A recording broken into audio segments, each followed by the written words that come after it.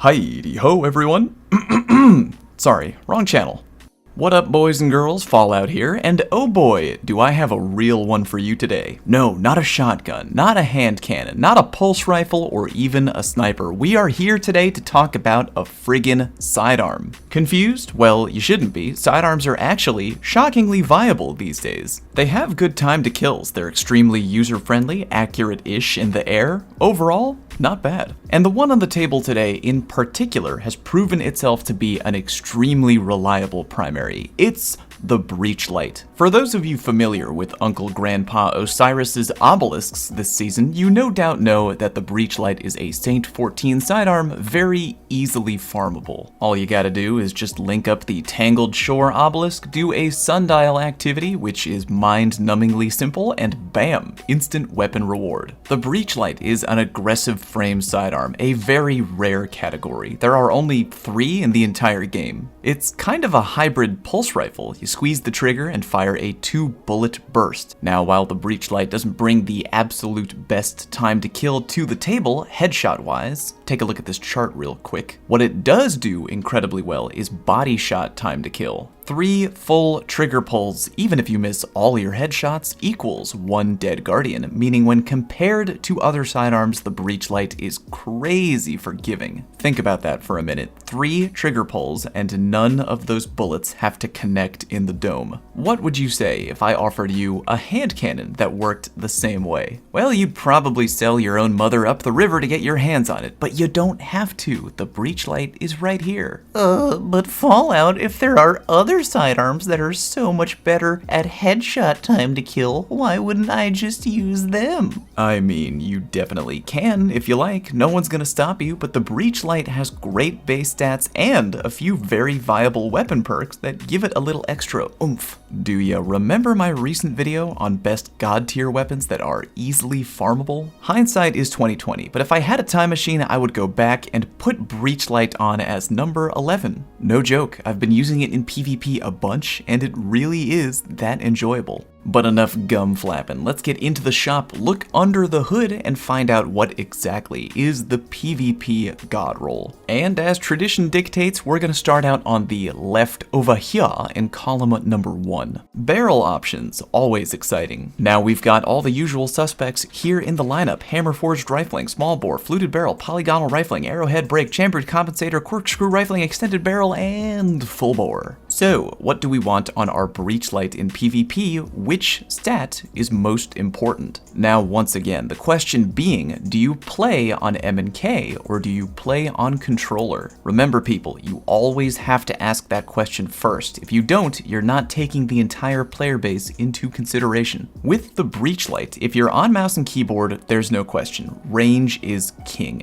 Take a look at this clip. Here's me shooting the Breachlight on M&K while attempting to control the stability and recoil. Easy peasy. You pretty much have zero need for stability. Now, go ahead and take a look at me firing with controller. Slightly more difficult, no? Of course, you gotta remember, shooting a wall is different than shooting a person. When shooting somebody else with a controller, it's gonna be a bit stickier because of aim assist. But that being said, if you're on controller, you might value stability a little bit. Here's what I'm gonna say. For Breachlight, M&K, or controller, I'm gonna say go for range. If you're on controller though, and you realize it's too hard for you to control, farm a few more guns and experiment with stability until you're totally comfortable. With everything we got here, for the M&K folk, I'm going full bore. Yeah, -5 handling is lame, but you can easily compensate with an armor mod. If you don't like hurting your handling, and who does, hammer forged is another very clear winner. 10 extra range with no penalties at all. Hammer forged is essentially the safest option across the board. Controller folk, I would say either hammer forged rifling if you're okay with controlling the gun as it is, and maybe small bore if you want a little extra splash of stability. We good? Good. Moving on to column 2, this usually focuses on magazine options, which I guess can be a benefit if you, for some reason, feel you just don't have enough shots in your mag. We can skip pretty much all of this BS for the moment though, because considering accurized rounds is here, it's pretty much no contest. I would much rather have an extra 10 range than a smidge more bullets in my clip. You kidding me? Again, for the controller folk, if you feel like this gun is so wild that you're having trouble controlling it, take a look at either Tactical Mag or Flared Magwell for a touch more stability. Steady rounds might be pushing it too hard. A -5 penalty to range might not seem like a ton, but negatively touching range in any way for a sidearm is usually a bad idea. Remember, range is more than just damage drop-off, people. It's tied to weapon accuracy and shot stickiness, so don't hurt it unless you want to make it harder for yourself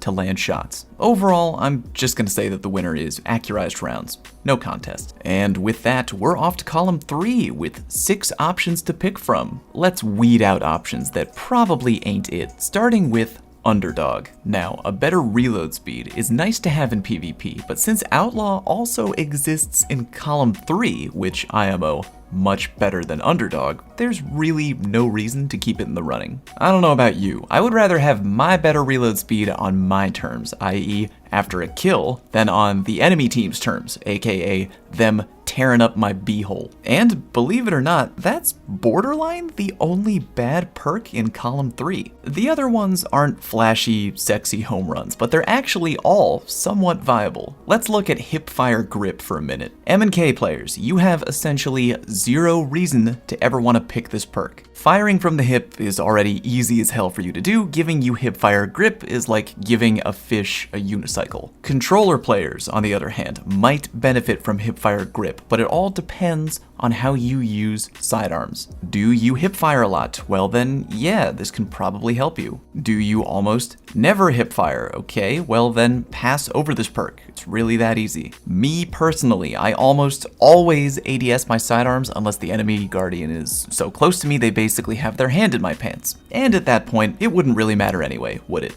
I say just ADS your gun and skip this perk. Moving on, let's talk about Under Pressure, better stability and accuracy as the magazine gets lower. I love this perk for fusion rifles. Reason being is that since you only spawn with 2 charges in your mag on a fusion rifle, you can take advantage of Under Pressure right away. Not really the same thing with Breachlight. You actually have to burn through 50% of your mag before ever seeing the benefit, and I'm not really about that life. Don't get me wrong, in a firefight with multiple enemies, you could very well see the benefit of Under Pressure. Better accuracy is nothing to scoff at. A little tighter cone when firing is neat. The extra stability though is again mainly for controller players because M&K folk have little need for stability on this gun. I say if you have it and you play controller, this might be for you, but otherwise I probably wouldn't recommend it.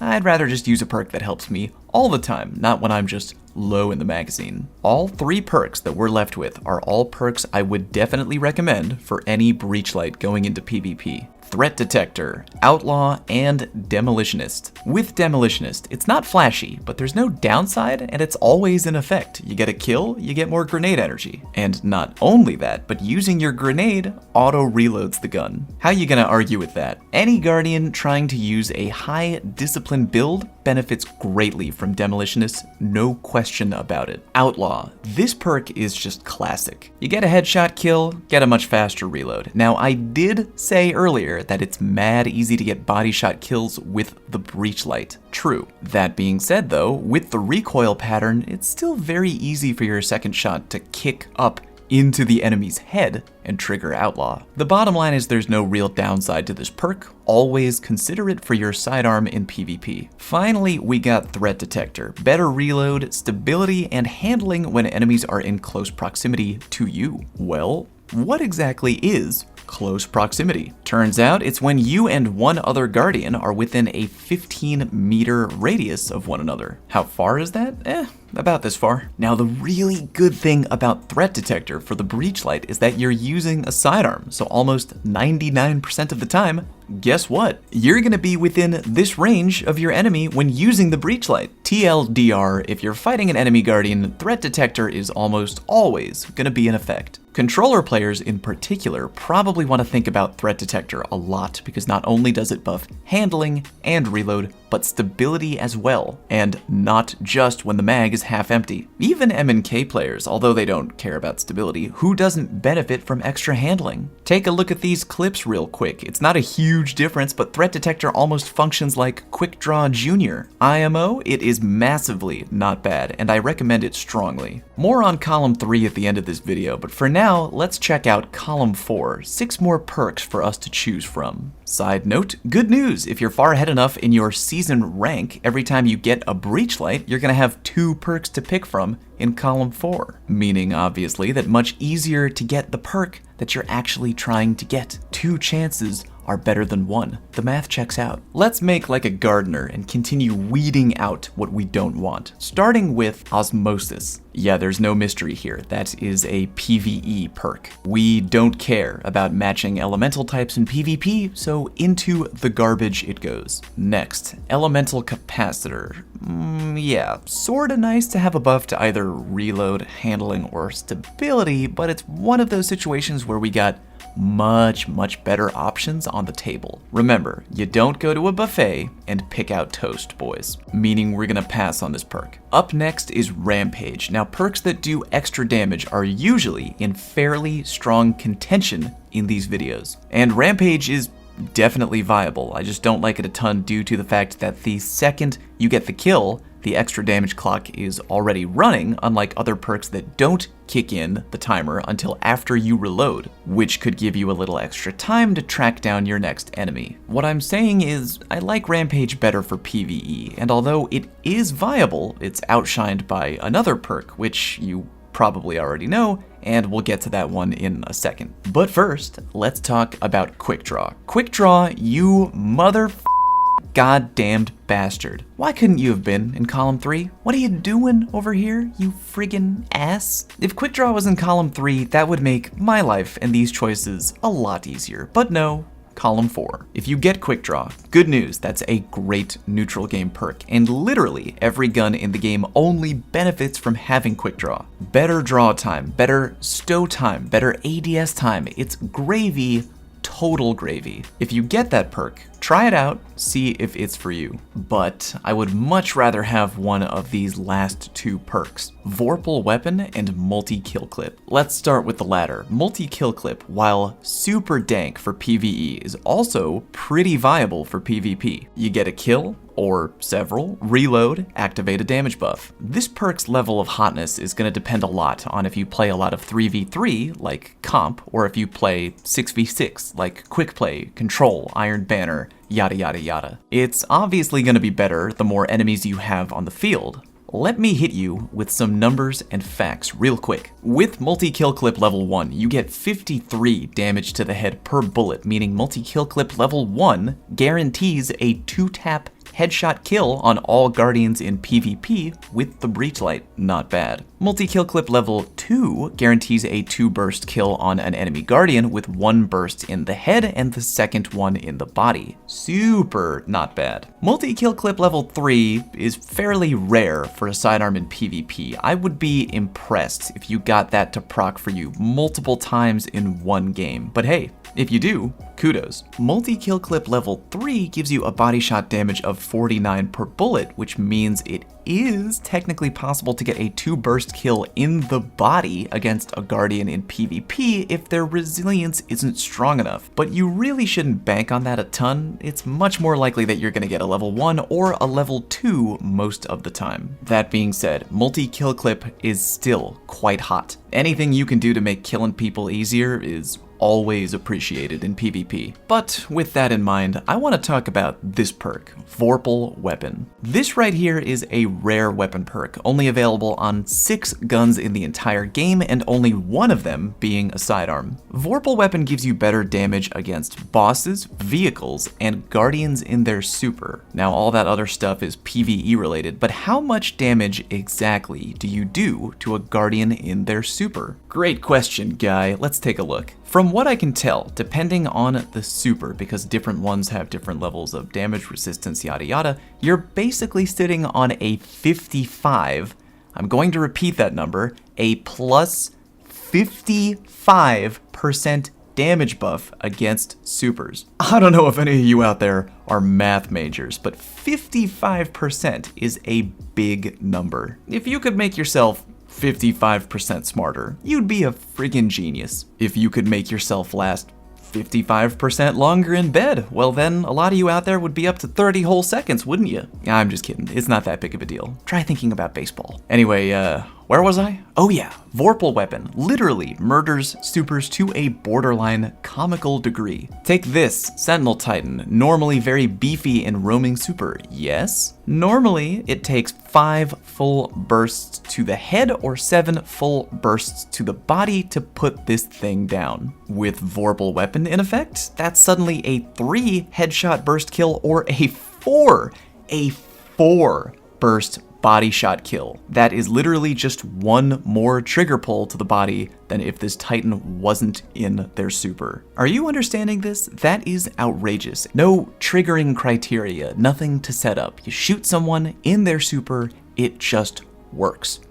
Every time. Oh, you want to see something funny? Against a hunter with Golden Gun, they get no extra damage resistance because Golden Gun is mad strong, but they're still technically in their super, so Vorpal Weapon kicks in and you can get a 2 burst against a hunter by shooting them in the brain.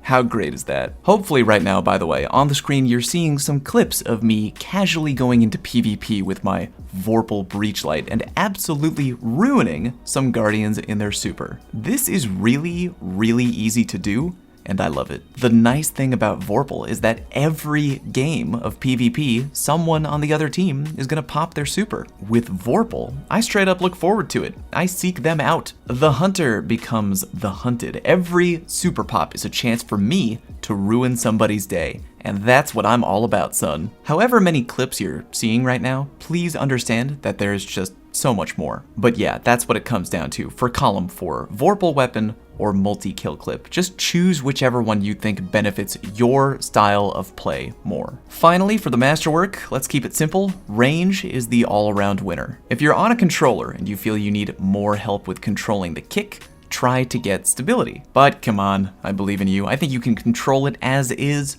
Just go for range. And with all of that in mind, let's review what is our PvP Breachlight God roll. Well, as I've mentioned in the past, I'm getting into the habit of sharing multiple God rolls because sometimes there's just too many good perks available. Today, we've got 2. God roll number 1, I'm calling this one Crowd Control. Hammer Forged Rifling, or Full Bore if you're on M&K, Accurized Rounds, Outlaw, Multi-Kill Clip, and a Range Masterwork. Outlaw and Multi-Kill Clip are peanut butter and jelly. They complement one another in an oh-so-delicious way. If you love playing 6v6 game types, you have a lot of potential to get use out of Multi-Kill Clip. So get out there and make Papa Fallout proud. God roll number 2, I am calling this one the Light Eater. Hammer Forged Rifling, or again, Full Bore for the M&K people. Accurized Rounds, either Demolitionist or Threat Detector, depending on what matters more to you.